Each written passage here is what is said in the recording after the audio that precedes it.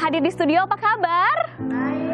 Baik, wow, semoga juga saudara Kompas TV dimanapun Anda berada selalu dalam keadaan sehat dan semakin bersemangat ya. Karena saya Widi Dwinanda juga semangat sekali nih untuk menemani Anda selama 1 jam ke depan dalam program Ngopi, Ngobrol Pintar Kompas TV. Dan tema yang akan kita gali hari ini begitu menarik, yaitu One Data One Policy. Yes, One Data One Policy, atau bisa kita sebut sebagai kebijakan Satu Data Indonesia melalui Pusat Data Nasional, merupakan salah satu bentuk penerapan dari sistem pemerintahan berbasis elektronik yang memang sedang gencar digaungkan oleh pemerintah.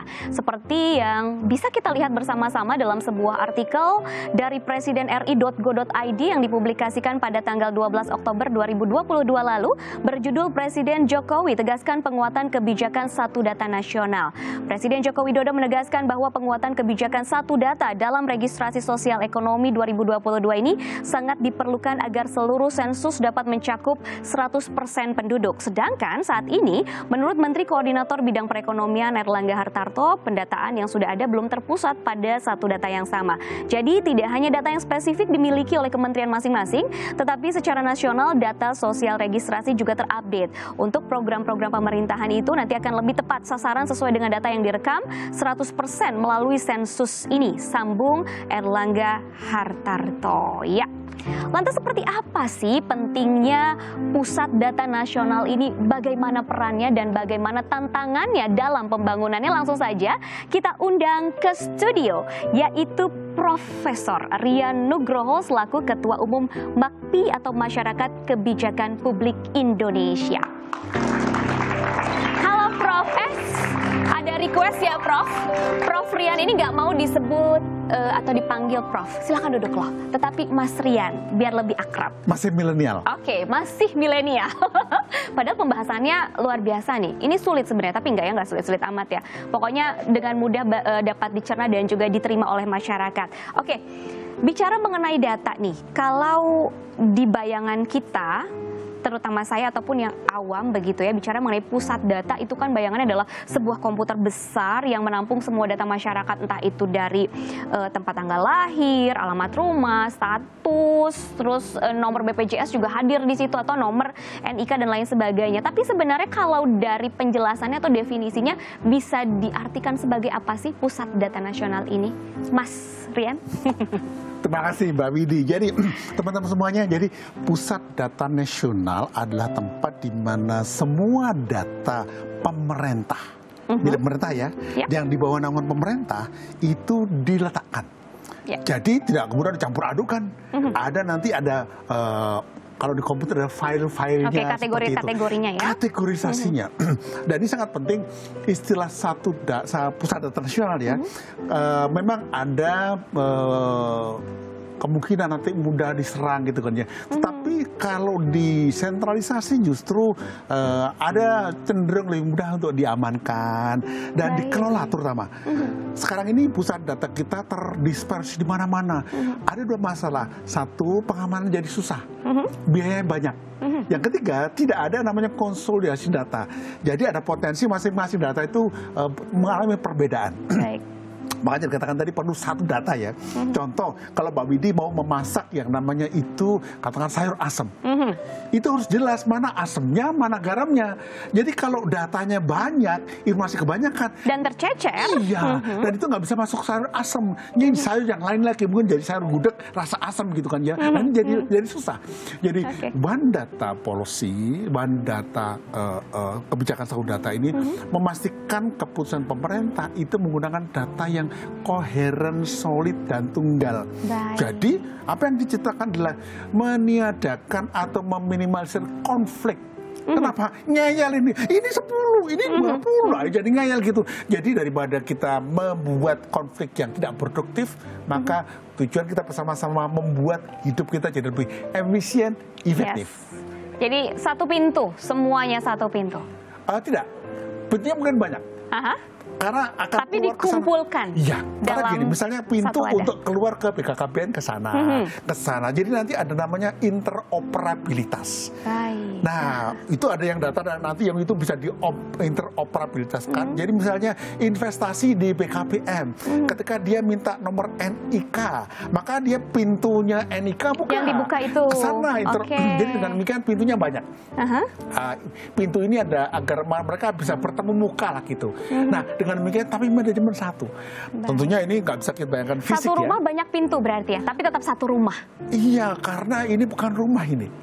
Satu ekosistem. Yes. Jadi seperti kita punya tubuh ini ya, tubuh kita punya banyak pintu loh, pori-pori tubuh. Ya. Jadi yang kita bayangkan jangan rumah terlalu sedikit pintunya. Ya. Kalau banyak pintu masuk angin nanti. Nah ini adalah ekosistem. Ekosistem yang memang terpadu begitu ya. Iya.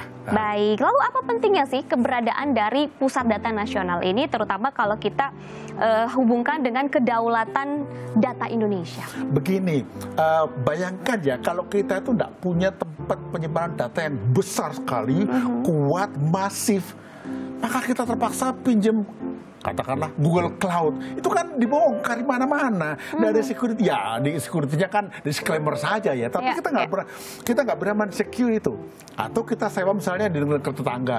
Jadi dengan demikian membangun pusat data nasional ini adalah, saya bilang nggak tinggi loh ya, amanat konstitusi. Lihat ya. Baik.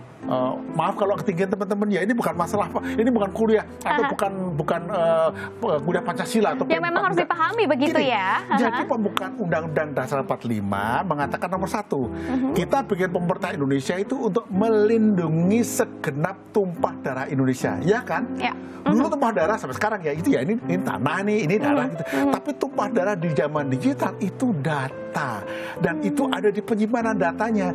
Jadi ketika Pak Jokowi, pemerintah Indonesia sekarang itu membuat pusat data nasional itu karena hendak mengejawatakan amanat konstitusi. Ya. Nah, kenapa sekarang? Ya karena paling pas sekarang ini. Baik, lalu siapa saja yang bisa mengakses pusat data nasional? Nah, ada bayangan kita nanti akan dibahas secara teknis ya. Ada 3 layer data. Baik. Satu data yang itu paling luar itu interoperabilitasnya tinggi. Misalnya saya masyarakat bisa akses. Misalnya saya perlu mendapatkan data tentang temuan terakhir di BRIN. Ya. Kan di situ kan saya akses. Kenapa? Saya peneliti. Nah, tetapi juga selain tadi masyarakat ya, ada juga investor. Mereka cari potensi karena di data di mana data tadi ada Windmap juga. Saya mau investasi untuk katakanlah wisatawan di mana dia, selain Labuan Bajo mana lagi gitu kan ya. Nah itu masyarakat, termasuk juga masyarakat di luar negeri ya mau invest kita. Nah kedua masyarakat biasa yang mau mereka perpanjangan KTP, paspor ke situ. Ya. Itu jadi interface dengan masyarakat. Kedua interface antar pemerintah. Jadi ketika pemerintah memberikan izin kepada Mbak Widi kan, maka dia cek, ternyata Mbak Widi ini orangnya itu punya NIK seperti ini, tinggal di mana, nggak punya rekor apa, dan dia orang baik. Itu juga merupakan bagian data pemerintah pendukung kerja. juga ya. Nah itu di paling luar. Nah itu artinya paling terbuka. Nah kedua semi dengan interoperabilitasnya relatif pakai request. Ini diminta karena apa? Nah ini masuk ke level-level yang lebih rahasia ya. Yang paling dalam itu sangat rahasia. Dan ini saya kira bisa mendefinisikan nanti Presiden dan teman-teman Bapak Ibu kita yang itu di ranah intelijen, kemudian pertahanan keamanan. Misalnya data terorisme. Itu nggak mudah loh itu. Bahkan data kekayaan asli Indonesia. Itu juga nggak boleh misalnya. Tidak mungkin terbuka begitu saja. Iya, karena begini misalnya kita punya cadangan emas, katakanlah miliar juta ton gitu kan ya, itu nggak boleh dibuka sekarang karena itu untuk hak generasi ke depan. Nah dengan demikian kapan dibukanya? Nah ini di paling dalam tadi. Jadi dengan demikian kebijakan penggunaan data nggak semata-mata dalam satu kelompok kayak di gelas satu, enggak. Dia punya layer paling luar, tengah, dalam, dan ini memerlukan bukan cuma ilmu tapi wisdom dan juga apa ya, nasionalisme. Nah itu ya, tiga-tiga itu. Lantas seberapa penting sih percepatan integrasi data di lingkungan pemerintahan bila dikorelasikan dengan situasi terkini? Serta tantangannya seperti apa? Tentunya banyak sekali tantangannya nih. Ini yang paling penting, paling penting. Kita coba aja ya. Sekarang lagi heboh masalah data itu loh, pemilu itu loh. Yang pemilih itu kan heboh kan? Betul. Kenapa? Karena kita belum berhasil mengintegrasikan. Satu aja loh ya. Jadi coba lihat ada sebut ada medsos apa, kan kita capek kan, masa letih gitu melihat konflik yang apa sih gitu, tapi terpaksa melihat. Coba kalau udah pasti ini nama siapa, Ria Nugroho, rumahnya di mana, jelas gitu kan ya. Data yang akurat yang mana, begitu ya. Jadi yang masuk pun datanya bukan sampah. Ingat loh ya, memasukkan data itu ada caranya. Baik. Ada verifikasi, validasi, begitu masuk menjadi data yang integrity. Nah, data nggak boleh mati, dinamik dia. Nah, ini yang menjadi tugas kita ke depan. Yang pertama adalah, kenapa kita perlu sekarang? Karena kita terlambat. Ya. Dan tapi jangan takut lah, karena kata Thomas Friedman, penulis buku yang top 2013, dia tulis namanya Thank you for being late. Dengan terlambat, kita tahu mana yang lebih baik. Ya. Oke. Wow, luar biasa nih. Semakin menarik sekali perbincangan ini, tapi kita harus jeda sejenak ya. Kita akan lanjutkan sesaat lagi. Jangan kemana-mana, tetaplah bersama kami dalam Ngopi, Ngobrol Pintar Kompas TV.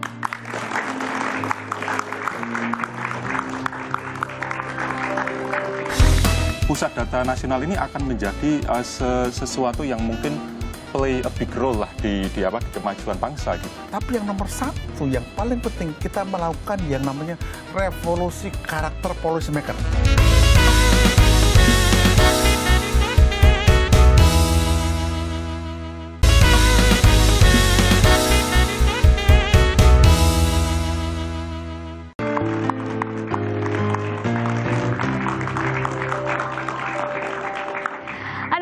Ngopi Ngobrol Pintar Kompas TV tentunya masih membahas One Data One Policy bersama dengan Mas Rian Nugroho. Saya tuh gatel loh mau bilang prof gitu, tapi nggak mau, ya sudahlah. Mas Rian, bicara mengenai Pusat Data Nasional itu tentunya kebutuhannya sangat banyak, sangat besar begitu ya. Entah itu infrastruktur, gedung maupun koneksi internet yang paling penting. Nah, bagaimana kemungkinan kerjasamanya, apakah dibuka seluas-luasnya dengan pihak swasta atau bagaimana? Nomor satu yang namanya Pusat Data Nasional itu adalah kedaulatan Indonesia. Jadi nomor satu tidak boleh dimiliki selain oleh pemerintah Indonesia. Kedua, tidak boleh dikelola kecuali oleh pemerintah Indonesia. Kalau toh pemerintah hendak mengkerjasamakan, itu hanya bisa dengan perusahaan milik pemerintah. Tidak bisa dengan swasta, apalagi swasta asing. Karena kita tahu ya, karena gini, Mbak Bidi kan punya dompet kan? Boleh nggak saya kelola dompetnya? Nggak boleh kan? Karena ada macam-macam kan di situ kan. Sama. Pusat data adalah dompetnya bangsa Indonesia. Ada uang, ada KTP, ada macam-macam. Ada identitas di situ. Yes, dan itu mungkin yang lainnya juga. Nah, dengan demikian Pusat Data Nasional, meskipun nanti itu ada pinjaman luar negeri gitu, tetapi harus diupayakan loh ya, itu menjadi pinjaman negara, bukan pinjaman proyek. Oke, bukan investasi bentuknya berarti ya? Ya, investasi pemerintah, bukan investasi asing, nggak boleh. Karena ini berhubungan dengan kedaulatan negara. Karena apa? Ini adalah amanat konstitusi. Jadi meskipun apapun yang kita buat, negara buat ya, yang pertama tidak boleh melanggar konstitusi. Dan kita perlu menyemangat negara. Ayo, jangan langgar, karena bisa. Jadi misalnya ya, apabila pemerintah kita punya masalah untuk pembuatan pusat data nasional atau kurang duit sekali, mari kita gunakan teori kita, itu apa? Gotong royong. Ya. Ketika dulu di Amerika kalau nggak salah ya, itu jembatan San Francisco itu buat dengan gotong royong orang Amerika. Pada waktu kita bikin Garuda, gotong royong juga dengan Aceh. Saya tuh punya ide, gimana ya kalau misalnya kita kurang duit gitu ya, dibuka pemerintah, ayo namanya crowdsourcing. Yap. Loh kok bisa kok gitu digital? Ada yang punya uang 100, 1000. Tapi rakyat Indonesia, untuk Indonesia. Nanti ditulis itu, PDN dibangun dengan uang rakyat Indonesia, itu lebih membanggakan. Nah itu berbeda dengan rasanya kalau itu investasi asing. Kalau asing mau invest, nggak bisa. Dia harus masuk pada pinjaman negara, itu menjadi investasi negara. Karena kepemilikan, penguasaan, pengelolaan, dan penggunaan itu hanya oleh pemerintah atas nama rakyat. Wow, semakin menarik juga ini perbincangan kita karena kita juga akan undang lagi narasumber satu lagi, yaitu Profesor Taufik Asyari selaku Guru Besar Data Science Monash University Indonesia. Langsung saja kita undang ke studio Prof. Taufik. Akan lebih menarik nih sepertinya perbincangan kita malam hari ini. Selamat malam, silakan duduk. kita langsung bertanya pada Prof. Taufik dulu ya sekarang. Yang susah lo ya, yang susah lo ya. Gimana? Mau yang susah? Enggak lah. Ini kan buat masyarakat biar lebih dicernanya lebih mudah begitu. Yang susah dibikin mudah aja. Pertanyaan susah, jawaban mudah. Jangan khawatir. Baik, Prof. Bicara mengenai data, Pusat Data Nasional ini kan merupakan sebuah tempat menampung segala data dari sebuah sektor begitu ya. Apakah kemudian tepat bila kita sebut kemudian adalah big data? Tepat atau tidak? Dan sebenarnya big data itu apa?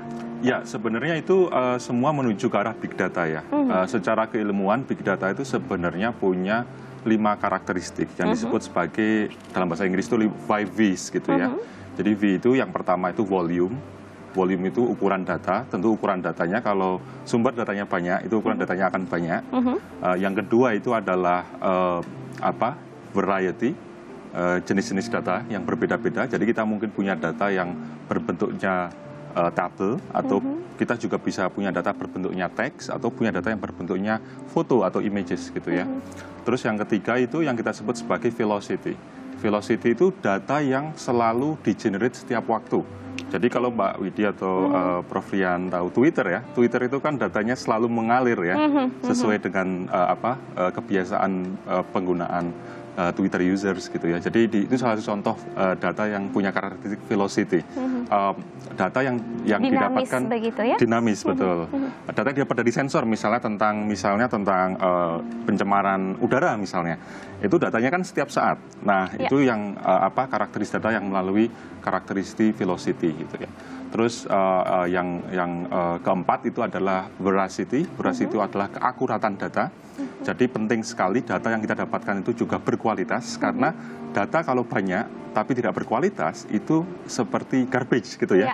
Dan garbage itu tidak akan punya value. Sampah ya. Sampah, betul. Tidak ada manfaatnya sama sekali. Iya betul. Nah, yang terakhir itu V itu ada value. Bagaimana kita mengekstraksi kegunaan dari data-data tersebut sehingga bisa menunjang dalam konteks pemerintah mungkin untuk policy atau untuk planning atau untuk eksekusi gitu ya. Kalau untuk bisnis biasanya digunakan untuk improve their business performance seperti itu. Jadi bisa dikategorikan sebagai big data untuk Pusat Data Nasional ini? Ya, arahnya akan ke sana. Karena sekarang pun saya lihat bahwa jumlah data yang sudah di-share di portal sekarang itu sudah di ukuran sekitar 300.000 datasets gitu. Itu sudah cukup besar gitu. Nah, harapannya nanti ini akan semakin meningkat dengan partisipasi yang aktif dari pemerintah daerah, kementerian, dan juga dari mungkin dari stakeholder yang lain. Gitu ya. Targetnya memang untuk menjadi big data nasional. Betul. Lalu bagaimana Anda melihat pembangunan Pusat Data Nasional ini sejauh ini seperti apa? Ya, kalau tidak salah, Pusat Data Nasional kan diinisiasi sekitar 1 atau 2 tahun yang lalu ya, gitu ya, dan portalnya sekarang sudah live gitu ya, kita bisa langsung akses itu, kita bisa melihat data-data yang sudah ada. Saya pikir ini adalah a good starting point gitu ya, untuk make sure bahwa data-data yang didapatkan dari berbagai sumber itu adalah data-data yang konsisten. Jangan sampai kita misalnya data kemiskinan antar satu kementerian dengan kementerian lain berbeda ternyata tidak gitu sinkron kan. Ya. Tidak sinkron seperti gitu ya. Itu harus terintegrasi. Nah, itu salah satu PR besar mungkin dalam Pusat Data Nasional ini adalah tentang kekonsistenan data gitu ya. Sehingga ketika nanti ada decision making oleh pemerintah, decision making itu bisa targeted, bisa efisien, dan misalnya ada dana yang terlibat di situ, itu bisa digunakan secara tepat dan secara optimal gitu ya. Jadi Pusat Data Nasional ini akan menjadi sesuatu yang mungkin play a big role lah di kemajuan bangsa gitu. Kalau kita mengacu pada majalah The Economist tahun 2017, mereka menyebutkan bahwa data itu sudah menggantikan minyak sebagai komoditas ekonomi, betul. Jadi bisa dibilang minyak baru itu adalah data gitu ya. Jadi akan sangat miss opportunity sekali ketika kita bisa leverage kemampuan kita untuk mengolah data-data yang sudah banyak. Baik, ini juga tentunya berkaitan terhadap percepatan proses pengambilan keputusan dalam menyusun kebijakan untuk masyarakat. Nah, bicara mengenai kebijakan, kita langsung lempar ke Mas Ria nih. Apa dampak penggunaan data terhadap kebijakan tersebut? Ada 2 dimensi ya. Dimensi pertama yang jelas untuk masyarakat ya. Lebih benar dari Prof. Taufik bilang gitu, kalau akurat kena gitu. Jadi nggak ada konflik lagi mana yang miskin apa tidak. Tapi yang nomor 1, yang paling penting, kita melakukan yang namanya revolusi karakter policy maker. Kenapa? di masa lalu ya, bukan sekarang. Di masa lalu itu karena datanya macam-macam, dibuat macam-macam, sehingga akhirnya keputusannya macam-macam. Kita lihat ya, di masa lalu banyak kebijakan itu yang tidak akurat. Baru dibuat koreksi lagi, terus nggak kena lagi. Sehingga pernah Pak Jokowi itu, kalau nggak salah, pernah menegur. Ini investasi kemiskinan udah 500 triliun, naiknya kan cuma sekian persen. Itu kenapa? Karena kita punya data tidak akurat. Nah, dengan demikian, kita dengan punya satu data, ini kita mengalami revolusi. Policy maker nggak bisa ngawur lagi. Nah, ini nanti juga akan mereform Bappenas. Bappenas sekarang menggunakan namanya evidence based policy. Evidence itu bukti. Bukti itu bisa di-create loh ya. Di pengadilan di-create itu bisa kalau yang nakal-nakalnya. Tapi nanti namanya evidence itu berbasis fakta, data. Jadi data, informasi, policy itu menjadi satu integritas yang sama, dan ini membuat kita menjadi bangsa yang punya pemerintah yang berintegritas. Kenapa? Nggak bisa bohong lagi. Dipaksa di situ. Jadi ini efeknya besar loh. Yang namanya merubah karakter policy maker. Baru kan? Policy maker nggak bisa lagi bohong, dan mereka terbiasa seperti itu. Negara kecil yang berhasil kayak tengah kita di Singapura misalnya gitu, atau Jepang atau Korea, itu kenapa? Karena datanya tunggal. Pemerintah menggunakan data dengan konsisten. Dengan demikian, apabila kita punya ini, maka kita akan merubah mentalitas, cara bekerja, dan struktur bekerjanya. Oke, ini berkaitan dengan kebijakan yang lebih akurat. Ini juga bisa ditanyakan juga manfaat Satu Data Indonesia dalam meningkatkan akurasi masyarakat terhadap data yang memang sudah tersebar, terutama untuk kebijakan yang dibentuk atau dibuat oleh pemerintah, seperti apa? Sebenarnya data itu kan semacam sumber awal. Nah, perkara data mau dibuat apa itu tergantung users. Nah, kalau zaman sekarang itu yang saling berkaitan dengan data itu sebenarnya adalah kecerdasan buatan. Ya. Jadi bagaimana kita bisa mengekstraksi nilai dari data tersebut sehingga nilai tersebut bisa membantu kita untuk melakukan decision making. Jadi misalnya kita ingin mengkarakterisasi bagian-bagian mana atau daerah-daerah mana yang perlu bantuan misalnya, itu sebenarnya bisa melakukan processing itu berbasiskan dengan data, tidak hanya sekedar oh oke, ini sepertinya seperti itu terus diberikan bantuan gitu ya. Nah, data sendiri itu juga tidak hanya sekedar satu deskripsi sebenarnya, dan itu juga mungkin akan nyambung juga dengan Pusat Data Nasional gitu. Ketika data itu tadi seperti disampaikan Prof. Rian ya, punya multi layers gitu. Jadi multi layers itu nanti yang akan digunakan stakeholder sesuai kepentingan. Baik. Jadi level yang detail akan digunakan stakeholder untuk mungkin ke arah eksekusi. Level yang lebih umum misalnya itu bisa digunakan oleh stakeholder mungkin lebih ke arah planning sama decision making atau mungkin policy making. Jadi kegunaan data itu bisa multi layer. Nah, itu pentingnya kenapa data itu nanti bervariasi dari berbagai sumber sehingga mereka saling melengkapi untuk melakukan keputusan-keputusan. Ini juga berkaitan dengan pembuatan kebijakan krusial bagi masyarakat ya. Betul. Lalu bagaimana pemerintah, kalau dari Prof. Taufik itu melihat pemerintah itu bagaimana sih memanfaatkan data yang terintegrasi untuk memfasilitasi pembuatan kebijakan lintas sektor yang memang lebih komprehensif? Apakah sudah ideal atau mungkin sudah strateginya sudah tepat atau bagaimana? Ya, sebenarnya termasuk tentang upaya Pusat Data Nasional itu sebenarnya itu masih work in progress ya. Jadi itu masih starting point, saya pikir niatnya sudah bagus, bagaimana kita punya satu visi untuk menggabungkan, mengintegrasikan data, tapi tentunya untuk mengubah kebijakan, mungkin itu keahlian Prof. Rian ya, itu mungkin masih masih sifatnya silo gitu ya. Silo artinya mungkin kementerian pengen data A misalnya, dia akan mengumpulkan sendiri, kementerian yang lain pengen data yang A juga, sebenarnya mungkin A++ lah gitu ya. Itu mengumpulkan datanya sendiri gitu ya. Padahal sebenarnya itu bisa disinkronkan. Nah, kegunaan nanti mungkin di Pusat Data Nasional itu adalah bagaimana caranya kita bisa mencegah duplikasi data. Karena datanya itu semua kan tersentralize gitu ya, terpusat gitu ya. Jadi duplikasi data itu nanti bisa dimitigasi gitu ya. Tentunya ini overtime, ini bukan pekerjaan yang bisa selesai 1-2 tahun, ini mungkin tahunan untuk mencapai gitu. Tetapi memang prosesnya panjang, tetapi harus benar-benar dimulai dari betul. saat ini untuk target kedepannya demi masa depan Indonesia yang lebih baik. Wow, semakin menarik. Ada pertanyaan juga nanti ke Mas Rian dan juga Profesor Taufik dari penonton juga, kita akan ajak untuk bertanya di sini. Maka dari itu jangan kemana-mana, tetaplah bersama kami dalam Ngopi Ngobrol Pintar Kompas TV. Kita itu sekarang sedang banyak PR lah gitu, misalnya tentang target, misalnya untuk mencapai emisi 0. Dia membantu pemerintah, harus ada tim seperti ini. Nah, dari 3 pilihan ini saya kira 3 mereka bisa dipakai.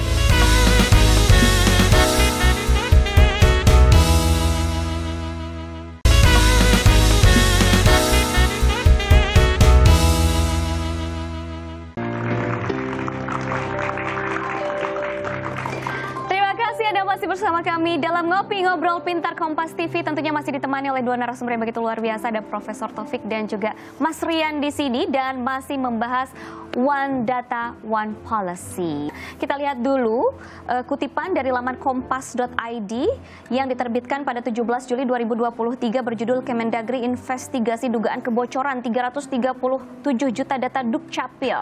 Lebih dari 337 juta data yang diduga berasal dari server Ditjen Dukcapil Kemendagri dijual di forum peretas Bridge Forums pada 14 Juli lalu. Mitigasi perlu dilakukan mengingat data pribadi yang diduga bocor itu berpotensi disalahgunakan untuk tindak kejahatan. Lembaga Perlindungan Data Pribadi diharapkan segera dibentuk agar pengendali data terpacu untuk memperkuat sistem keamanannya. Nah, dari artikel ini benar-benar mengkhawatirkan, sebenarnya pasti juga akan ada momok tersendiri bagi masyarakat, kekhawatiran adanya kebocoran data, apalagi ini semuanya kan dikatakan data adalah sumber kekayaan baru di era digital seperti saat ini.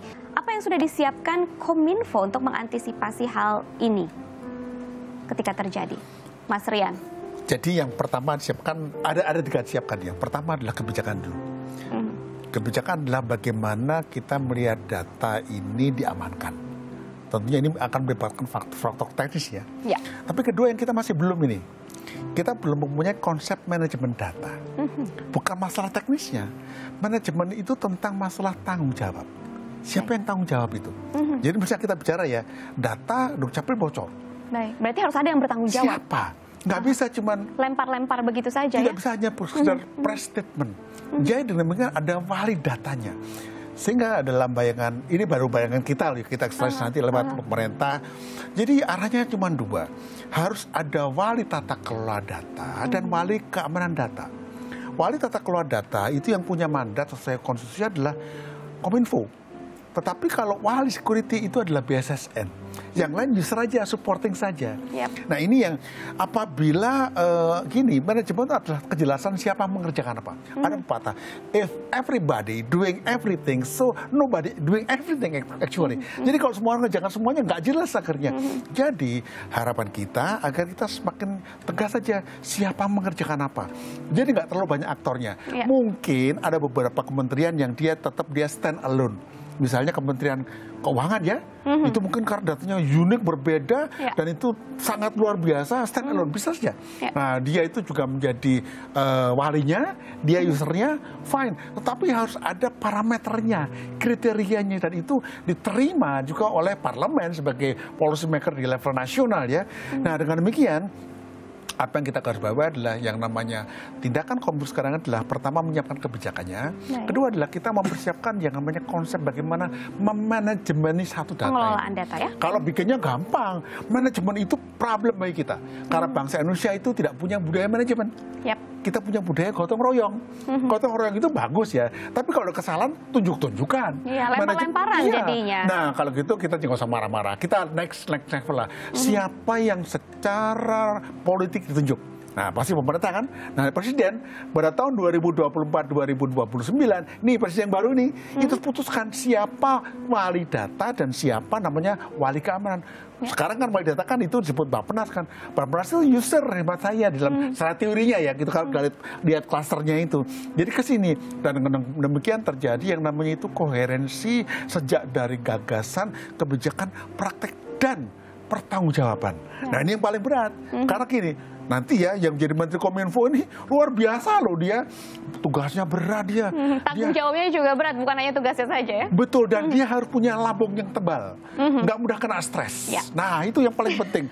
Tentunya kemampuan pasti jago lah gitu, kira-kira gitu. Aha. Baik, kita akan juga berikan kesempatan kepada penonton yang sudah hadir di studio ya, yang juga ingin bertanya kepada dua profesor ini.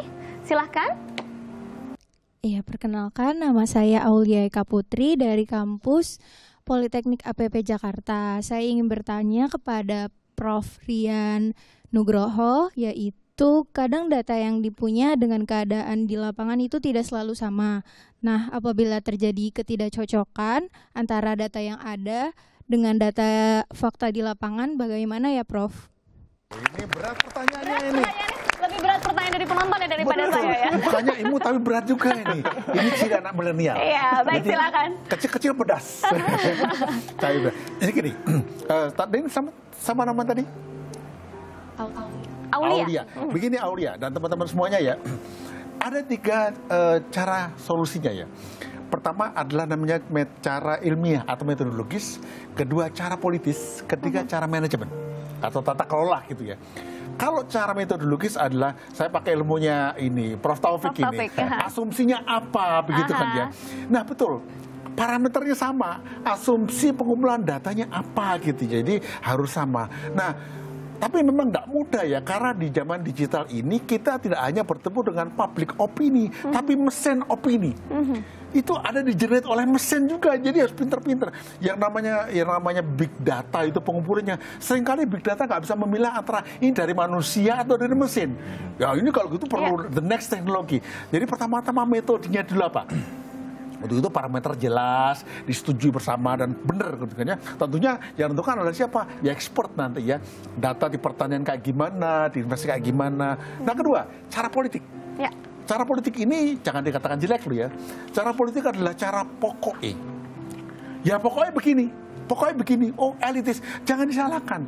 In case of emergency, ketika mepet itu the only way. Makanya kita perlu policy maker atau policy decision maker yang itu nggak cuma dia pandai, tapi dia juga berani dan dia punya apa ya, wisdom yang itu mumpuni lah gitulah. Jadi nggak sekedar ya pokoknya dia itu levelnya berbeda gitu loh. Jadi kalau kita setelah dia bilang pokoknya, oh gitu toh. Jadi kita bisa pelongo-pelongo karena apa? Karena dia hebat. So, itu cara politik ya. Jadi nanti kalau suatu ketika, lu itu nggak pakai musyawarah mufakat, ya nggak perlu.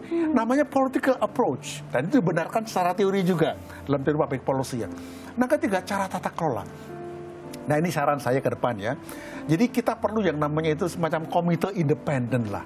Apabila ada dispute, ada katakanlah 5 atau 7 orang yang dia itu menetap ya. Dan dia perlu kenapa bila ada dispute? Karena gini, kadang-kadang ada dispute kepentingan. Ini kepentingannya mau data seperti itu. Nah itu yang namanya teori cherry picking. Dan apa bukan teori sebenarnya adalah logical fallacy. Cherry picking itu gini, kalau kita itu panen buah cherry, kita panen yang bagus-bagus, yang jelek kita nggak ambil. Nah ini terjadi besar dispute kan, misalnya. Oh, supaya saya, misalnya, suatu ketika gitu ya, supaya saya nampak berhasil, maka saya katakan kemiskinan turun, KP itu, semua jelek-jelek turun, naik semua. Itu kan cherry picking kan, dispute kan. Harus ada satu tim yang dia ditunjuk untuk menjadi, kalau minimal dia arbitrer lah, atau minimum dia bisa mendisclose. Sama seperti dulu Faisal Basri, tim apa itu yang namanya Pertamina itu, kasus itu, dia membantu pemerintah. Harus ada tim seperti ini. Nah, dari 3 pilihan ini, saya kira 3 bisa dipakai. Kalau yang satu selesai dia. Kalau nggak bisa naik ke pokoknya. Pokoknya dipertanyakan, masuk tim ketiga. Ah itu udah selesai di situ. Dan saya kira dengan demikian kita tidak terlalu rumit lagi untuk ketika ada dispute data tadi. Itu. Bagus pertanyaannya, bagus sekali. Yes, kita buka lagi penanya kedua ya, kesempatan pada malam hari ini. Silakan. Baik, perkenalkan nama saya Raffi Syahir dari kampus UPN Veteran Jakarta. Mungkin saya ingin bertanya kepada Prof. Taufik Asri. Data apa yang sesungguhnya dibutuhkan Indonesia pada saat ini? Terima kasih. Baik, silakan Prof. Taufik. Ini lebih mudah ya? Pertanyaannya pendek tapi jawabannya panjang. Panjang, jadi ternyata bukan berarti mudah. Ini ujian buat ujian profesor sih. Jadi sebenarnya kalau data nasional gitu yang paling penting tentunya ya setiap instansi yang melakukan aktivitas yang mempengaruhi publik itu perlu data karena mereka perlu basis untuk melakukan decision making, mereka perlu basis untuk bagaimana kebijakannya itu sesuai dengan target gitu ya. Jadi hampir semua instansi publik itu memerlukan data pertama. Tentu datanya itu bisa dari mana-mana, datanya bisa dari data yang primer, yang dikumpulkan sendiri, atau data dari sekunder.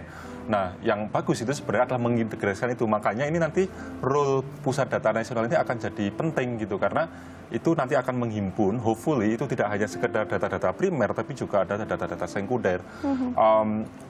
Tentu itu nanti akan value-value-nya itu bisa diambil dari tiap instansi-instansi tersebut gitu ya. Kita itu sekarang sedang banyak PR lah gitu, misalnya tentang target misalnya untuk mencapai emisi nol tahun 2040 atau 2045 gitu ya. Itu kan sudah komitmen di Paris Agreement Indonesia gitu ya. Emas. Indonesia Emas gitu ya. Itu kan sekarang kita perlu cari data tuh, data kira-kira sumber-sumber energi terbarukan apa yang bisa menggantikan itu gitu. Itu salah satu contoh saja, tapi hampir semua instansi mereka punya tantangan-tantangan sendiri yang untuk masa ini di mana data itu adalah kekayaan pengganti minyak, itu seharusnya kebijakan mereka itu adalah evidence-based policy, seharusnya aksi mereka itu adalah data-driven action. Baik, wow, luar biasa nih perbincangan ini. Tadi juga sudah ada perwakilan dari penonton. Tentunya masih banyak juga informasi yang bisa kita gali. Banyak pertanyaan loh, siap-siap ya dengan pertanyaan berikutnya di segmen berikutnya. Maka itu jangan kemana-mana, tetap bersama kami dalam Ngopi Ngobrol Pintar Kompas TV.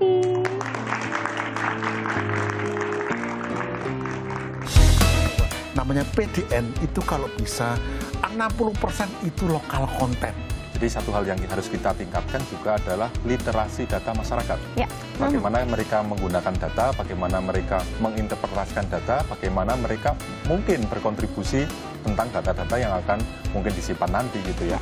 Berapapun nilainya, kita harus bangun. Karena ini adalah masa depan kita.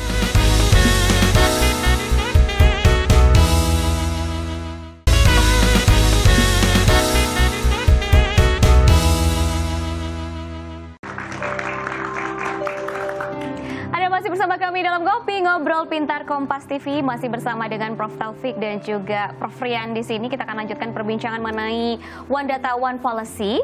Nah, bicara mengenai One Data One Policy atau kebijakan Satu Data Indonesia, tentunya diharapkan adanya transparansi data. Nah, bagaimana nih Prof Taufik dalam melihat pemerintah saat memastikan transparansi dalam pengelolaan data untuk mendukung kepercayaan masyarakat? Sebenarnya ini masih nyambung dengan yang disampaikan Prof Rian tadi ya, bahwa dengan zaman keterbukaan internet dan sebagainya, itu pemerintah tidak bisa menghindar lagi dengan tanggung jawabnya gitu, karena semua akan terbuka gitu ya. Jadi role data ini sebenarnya adalah untuk transparansi itu, karena orang bisa berdebat tentang isu banyak sesuai pendapatnya, tapi ketika data berbicara ya data etis gitu ya. Itu tidak bisa selama asumsinya datanya tersebut akurat dan sebagainya macam, itu tidak bisa dibantah gitu ya. Tentu bisa disampaikan asumsi-asumsi datanya tersebut apa gitu. Cuman data itu ya sebenarnya tool saja untuk ensure ini public trust dan transparansi. Karena setiap kebijakan yang berbasis data, aksi yang berbasis data itu lebih mudah untuk dipertanggungjawabkan dan daripada dibuktikan ya. Betul. Untuk traceability pertanggungjawaban itu lebih mudah daripada kebijakan yang mungkin berbasis opini yang kita tidak bisa mengukur size opininya itu seperti apa gitu. Baik, sekarang kita beralih ke Mas Rian. Ini kan banyak sekali kebutuhan untuk pembangunan pusat data nasional ini. Berapa biaya yang dikeluarkan? Waduh. Lebih sulit. Ini gong pertanyaan ya untuk Mas Rian. Silakan loh. Saya tidak tahu pasti ya, karena ini mungkin ada ancaman-ancaman 20-30 triliun lah untuk satu lokasi ya. Tapi tentunya ini faktornya tergantung kebutuhan, berapa size-nya, kemudian berapa penggunaannya. Dan saya kira ini menurut hemat saya, berapapun nilainya kita harus bangun. Karena ini adalah masa depan kita. Jadi kita bersyukurlah. Dan ini akan diresmikan pada Agustus 2024 yang Cikarang ya. Kita rencana ada 4 nanti. Ada Cikarang, ada di Ibu Kota Baru ya, kemudian di Batam, kemudian di Labuan Bajo. Tentunya yang 3 masih nanti dalam diskusi ya, karena ada juga gagasan bagaimana kalau ditaruh di bawah instalasi militer. Misalnya di bawah Iswayudi, di Madiun, tempat F-16 gitu ya, atau kemudian di bawahnya kita punya pangkalan udara di Kalimantan itu. Jadi dengan demikian pilihannya akan banyak. Tapi yang pasti kalau biaya range-nya around 20 triliun ke atas ya, dan ini akan bergerak. Saya kira kalau kita berbicara biaya, ada orang pepatah Jawa mengatakan jerbasuki mau biyo. Kalau mau berhasil ya ada uangnya gitu loh, biayanya. Tapi tentunya kita mengundang nanti, jangan cuma impor aja. Nanti ini Prof Taufik dan teman-temannya bisa develop yang punya produk di sini. Jadi nanti ada hibridnya nanti. Kenapa? PDN ini justru menjadi kesempatan bagi industri dan teknologi dalam negeri mendevelop lagi. Kita punya BRIN, ada teman-teman ini di Monas Indonesia nih. Kita punya banyak orang, jadi investasi untuk PDN menjadi driving force untuk pengembangan entrepreneurship dan pengembangan inovasi nasional. Jangan cuma belanja aja. This is the time. Wow, luar biasa. Nah, kalau tadi kan dari sudut pandang pemerintah yang memastikan transparansi, lalu bagaimana ketika pertanyaan dibalik nih, bagaimana memastikan transparansi dan akuntabilitas pengelolaan data dari pemerintah? Betul. Begitu, serta pelibatan masyarakat, begitu ya? Tadi saya cari-cari nama, lupa tapi namanya. Jadi ada Jaksa Agung Amerika Serikat. Dia mengatakan, sunshine is the best disinfectant. Sinar matahari itu disinfektan paling baik. Maka kalau kita punya rumah ada kacanya matahari kan. Nah, itu juga transparansi itu ibarat sinar matahari masuk. Tetapi coba lihat, kalau kita di sini kan yang kelihatan apa? Muka kita kan. Kita nggak telanjangan. Ingat loh, transparansi bukan ketelanjangan. Jadi ada memang yang boleh dilihat, ada yang tidak. Jadi pemerintah jangan kepo lah, jangan takut. Kenapa? Ada yang memang itu hak disembunyikan. Jadi yang kita jadi kata kunci adalah transparansi. Nah, akuntabilitas pemerintah akan keterbukaan pada batas-batas transparansi. Kalau melampaui batas transparansi, namanya pornografi. Nah, itu jadi berat bagi kita. Jadi pemerintah sudah bagus. Jadi mulai sekarang kita mulai siapkan namanya parameter, kayak gimana transparan itu. Masyarakat juga nggak boleh misalnya semena-mena juga. Ingat lu ya, masyarakat ke depan makin peminta, makin penuntut. Nah, masyarakat juga ngerti mana yang dia bagi. Karena yang boleh dan yang tidak begitu ya. Ada batas-batas dan itu tentunya sangat dinamis ya. Tapi ada ruang-ruangnya itu betul-betul tidak boleh dibuka. Misalnya saya punya data tentang namanya saya punya genetik. Itu nggak boleh dibuka sampai misalnya ada perusahaan farmasi minta data genetik dari masyarakat Indonesia yang ada di BPJS. No, celaka.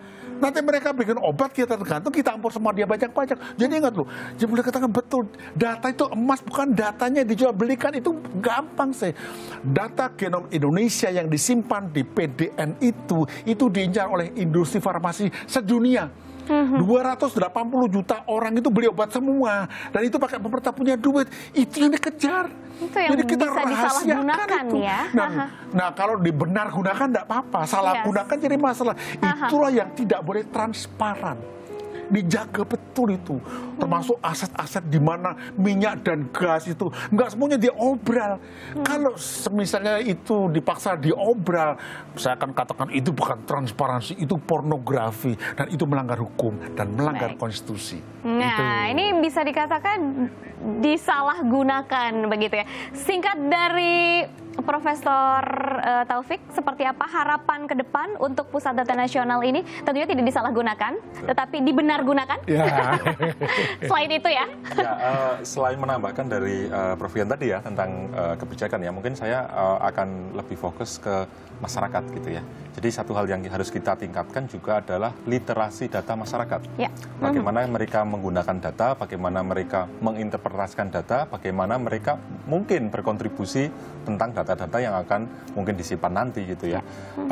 Juga nanti awareness juga akan meliputi ke arah protection gitu ya. Jadi literasi itu sangat penting gitu, karena data itu lagi-lagi saya bilang objek gitu ya. Bagaimana kita menggunakan objek atau senjata mungkin di kasus militer itu tergantung pengguna gitu kan. Semakin literate pengguna itu senjata tersebut bisa digunakan dengan seoptimal mungkin. Jadi harapan saya, selain juga kita membangun infrastruktur mungkin dari sisi fisik, tapi kita juga bisa membangun infrastruktur dari sisi kapabilitas dan kapasitas. Gitu. Baik, lalu bagaimana dengan Mas Rian? Harapannya singkat saja. Jadi Pak Jokowi itu sangat semangat untuk membuat Indonesia maju ekonominya. Ya. Pengembangan infrastruktur dan whatever berhubungan dengan data nasional ini dijadikan sebagai alat pertumbuhan ekonomi, bukan alat belanja dari kementerian. Kenapa? Ruang kok. Jadi kalau ke depan kita harapkan bahwa namanya PDN itu kalau bisa 60% itu lokal konten. Istilahnya adalah namanya produk itu dengan namanya konten Indonesianya 60%. Nggak bisa, Cina aja bisa, saya mengajar di Cina bisa kok. Yang penting ada kesungguhan. Kedua, yang kerjakan siapa? Manusia kita. Jangan bilang manusia kita nggak siap. Saya waktu mau menikah, saya nggak siap. Tapi itu siap saja. Everybody kan seperti itu kan. Jadi jangan khawatir. Tuhan memberkati kita dengan manusia yang hebat-hebat dan kemampuan luar biasa. Yang pokok adalah gimana kesana kita sungguh-sungguh dan kita jalan bersama. Gitu, Mbak. Baik, wow, tepuk tangan dong, luar biasa nih untuk dua narasumber ini, yaitu Profesor Taufik Asyari dan juga Mas Rian Nugroho. Ini begitu luar biasa perbincangannya, tapi sayang sekali ini 1 jam sudah berlalu, tidak terasa ya perbincangannya semakin menarik. Lalu juga tentunya sayang sekali harus berakhir. Berarti kita bertiga harus pamit undur diri dari hadapan Anda. Semoga perbincangan ini bermanfaat bagi Anda dan semoga masyarakat semakin sadar akan pentingnya peran PDN untuk kemajuan Indonesia yang kita cintai ini. Saya Widi Dwinanda pamit undur diri, sampai jumpa lagi dan selamat beraktivitas kembali. Terima kasih banyak Mas Rian, terima kasih Prof.